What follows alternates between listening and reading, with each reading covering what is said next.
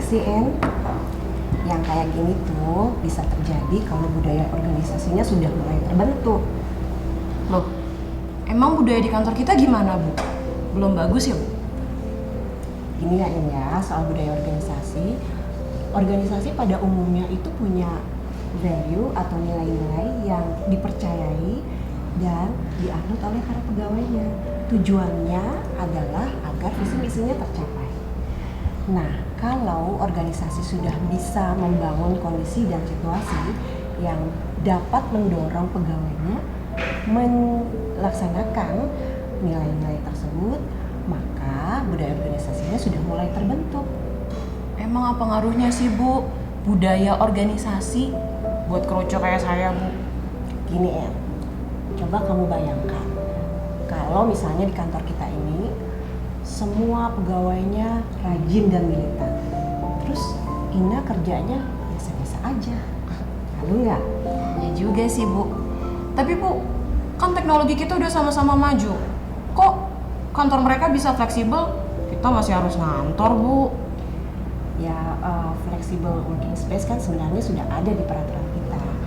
Cuma kan pelaksanaannya tergantung dari karakteristik masing-masing kantor, karakteristik pekerjaannya.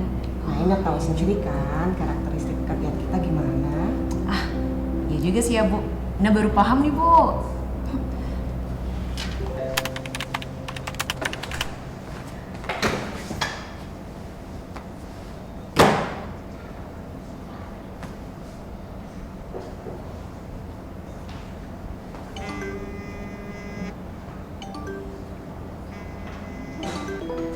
Halo. Kenapa lagi, Ma? Lupa, Mama barusan dikabarin kantor Mama mau ngadain kegiatan rakor lagi. Gak lama kok, Pak, cuma 2 minggu. Kayak biasa ya, Pak ya, minta tolong antar jemput anak-anak, kamu jagain anak-anak. Keluar kota lagi, Ma? Baru juga minggu lalu. Minggu-minggu sebelumnya juga Mama keluar kota. Anak-anak kan juga butuh mamanya. Udah dulu ya, Pak, mau ngabar itu aja. Udah mulai lagi nih rapatnya. Udah ya, Pak.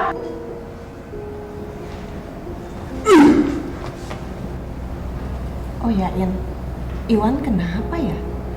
Ibu tuh sering ngeliat dia marah-marah di telepon. Udah gitu, kalau datang terlambat terus, pulangnya cepet lagi. Palingan masalah lagi tuh, Bu, sama istrinya. Istrinya kenapa? Sakit? Enggak sih, Bu, enggak sakit. Tapi istrinya Mas Iwan itu ya, Bu, sama-sama kerja. Jadi ya kayak kurang quality time bareng gitu deh, Bu. Kalau lagi telepon tuh, Bu, marah-marahnya. Aku yang ngurusin anak lagi. Kamu kok nggak ngurusin anak? Minggu depan malah mau keluar kota lagi. Gitu-gitu deh, Bu.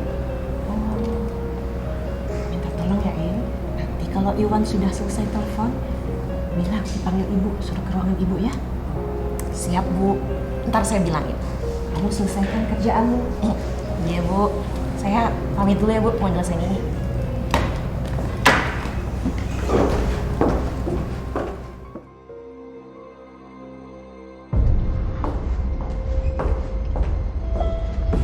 Mas Iwan. Mas. Apa, Nak? Itu Mas diminta ketemu sama Bu Sri. Bu Sri? Kenapa ya? Mana aku tahu. Diminta gantiin toa kali, Mas. Lagian sih kalau telepon berisik banget. Saja kamu. Ya udah deh, aku ke Bu Sri dulu kalau gitu ya. Oke deh, Mas. Tungguin dulu ya. Oke, makasih ya. Jadi dia jauh lebih percaya diri dan bisa berkontribusi pada organisasi. Terima kasih Bapak Ibu. Mohon maaf untuk hari ini, besok kita lanjutkan kembali ke sesi mentoring dan konseling ya.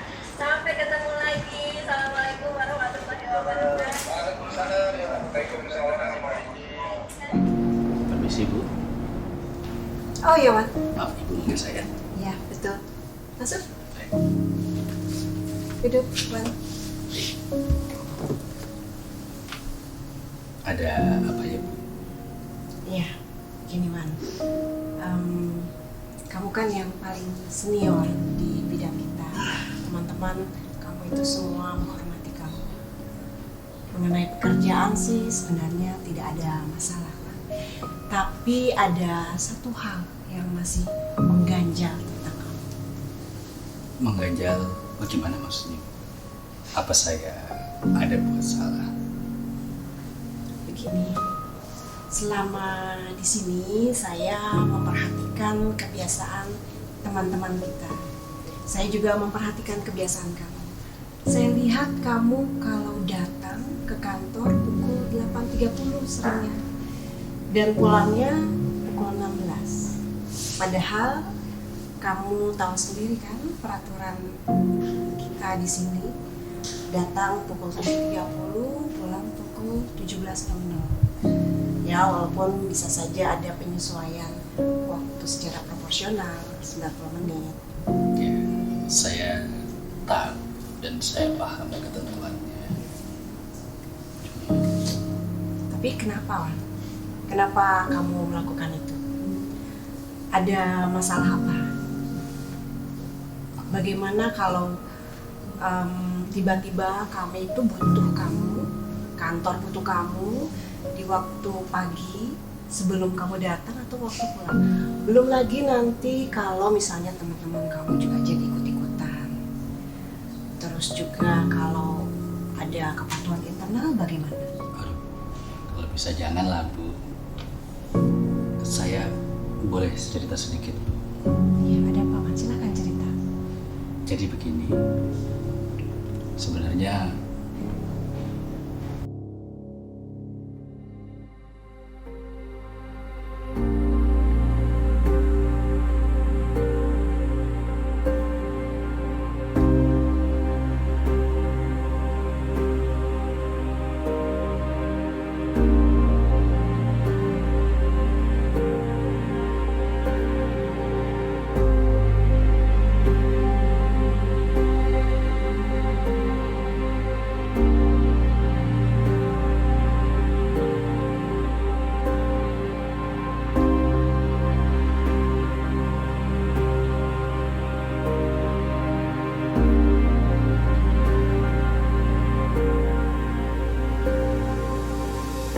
gitu Bu ceritanya.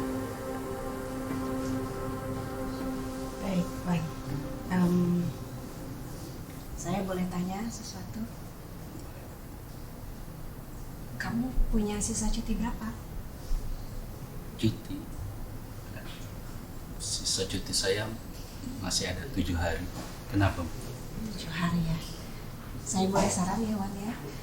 Saran saya, kamu ambil cuti kamu, kemudian selama masa cuti itu kamu menyelesaikan permasalahanmu dengan keluarga.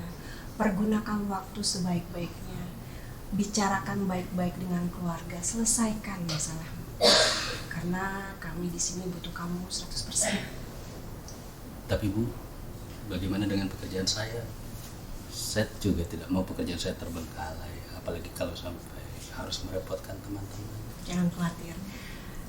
Nanti pekerjaan akan dihandle teman-teman dan saya juga akan support teman-teman yang menghandle pekerjaanmu. Yang penting masalahmu selesai dan kamu bisa bekerja dengan sepenuh hati lagi setelah kembali dari cutimu. Baik, terima kasih sarannya. Saya harap kamu segera laksanakan ya saran saya, ambil cuti dan nanti kembali lagi dengan lebih semangat bekerja. Terima kasih Bu, saya akan laksanakan. Terima kasih sebelumnya. Baik, kamu bisa kembali lagi bekerja, selesaikan pekerjaanmu yang ada sekarang ya. Baik, kalau begitu saya permisi ya Bu. Ya, Terima kasih Bu. sama, silakan.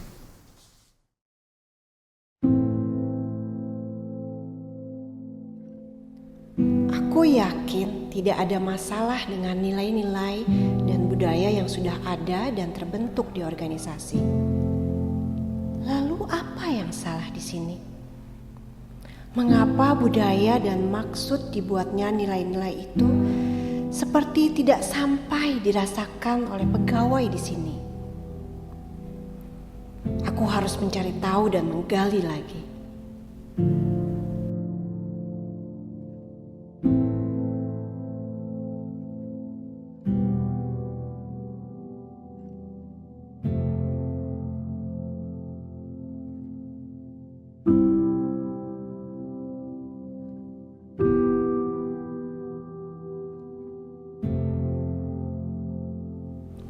Agus Marto ya?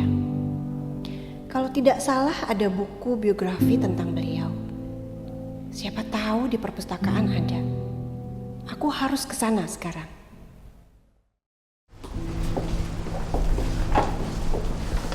Bu Sri, izin Bu. Ini ada beberapa hal yang mau saya sampaikan kepada Ibu. Sekaligus saya mau minta masukan terkait hal yang mau saya kerjakan nantinya. Tentang apa ya, Andre? Nah, ini tentang isu yang sedang bergulir di organisasi kita. Jadi beberapa indikator capaian kesejahteraan sosial itu seperti tingkat kemiskinan dan PDRB itu masih belum optimal, Bu. Padahal kan desentralisasi fiskal itu diharapkan dapat meningkatkan layanan publik dan kesejahteraan masyarakat. Nah, untuk itu saya mengusulkan beberapa hal kepada Ibu ini. Oke. Baik. Tapi nanti aja ya, saya mau ke perpustakaan dulu. Sinergi fiskal nasional ini akan menjadi jawaban dan pendekatan yang lebih baik dalam menyelaraskan kebijakan fiskal nasional.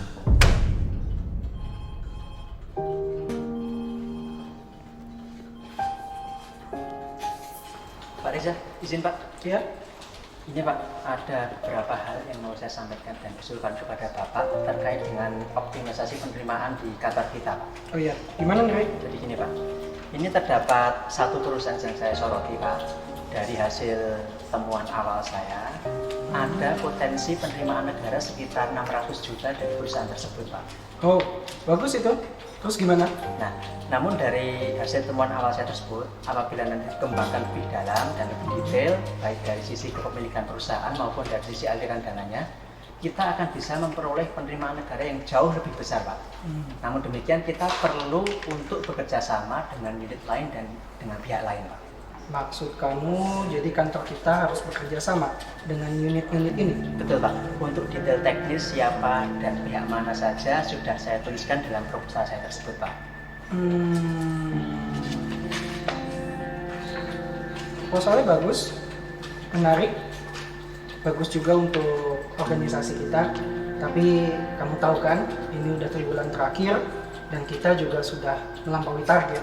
Jadi menurut saya mungkin lain kali aja Andre ya. Tapi Pak, ini potensinya jauh lebih besar nanti Pak. Nah, sudah Andre. Sampai nanti Andre.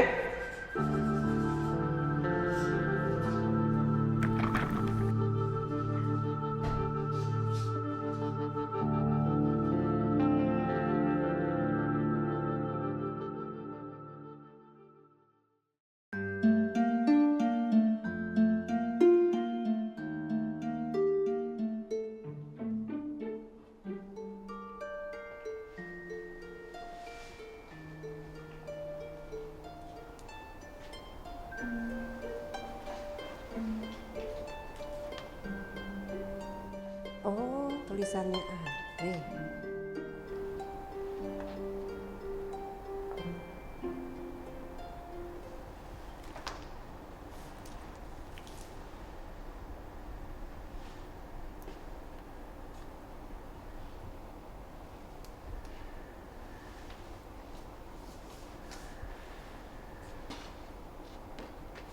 Agus Martowardoyo.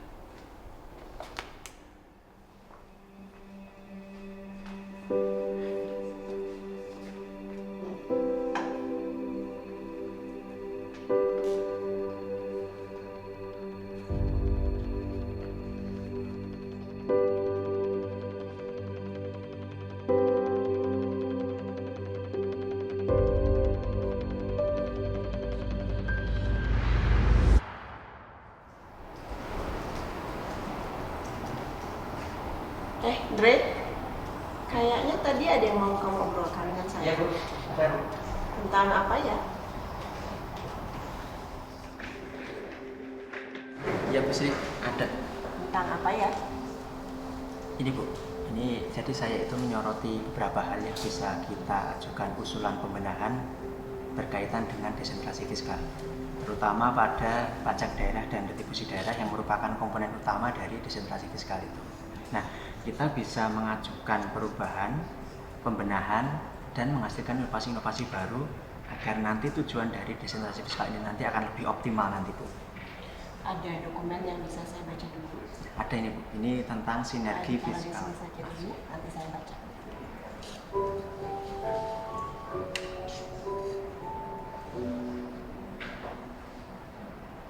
Ya udah Bu, saya permisi dulu Bu. Sepertinya kejadiannya akan sama seperti di kantor sebelumnya.